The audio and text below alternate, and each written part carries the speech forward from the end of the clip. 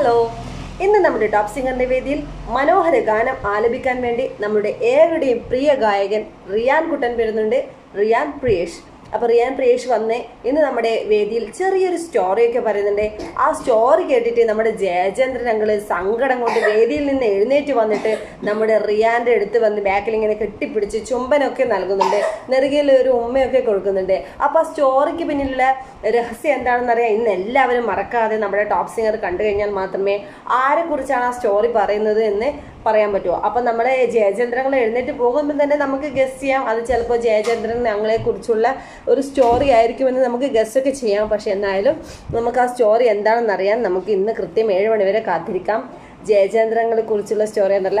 അപ്പോൾ തുടക്കത്തിൽ പ്രോമോയിൽ പറയുന്നുണ്ട്, നമ്മുടെ റിയാൻ കുട്ടൻ പറയുന്നുണ്ട്, ചെറുതിൽ ഫുട്ബോൾ കളിക്കുമ്പോൾ തെന്നി വീണ് മുള്ളിലേക്ക് തെന്നി വീണിട്ട് തൊണ്ടക്ക് ചെറിയ സർജറിയൊക്കെ ചെയ്തിട്ട് ചെറിയ പ്രശ്നമൊക്കെ വന്നു, പിന്നെ പാട്ട് പാടാൻ കഴിയുമോ എന്നറിയില്ല എന്നുള്ള ചെറിയ പ്രശ്നമൊക്കെ വന്നൊരു സ്റ്റോറിയാണ്. അപ്പോൾ അത് നമ്മുടെ അങ്കിളിനെ കുറിച്ചുള്ള സ്റ്റോറി തന്നെയായിരിക്കും എന്ന് നമുക്ക് കാത്തിരുന്ന് കാണാം. അപ്പോൾ എല്ലാവരും വെയിറ്റ് ചെയ്ത് റിയാൻ പ്രിയേഷിൻ്റെ പാട്ട് കാണാം.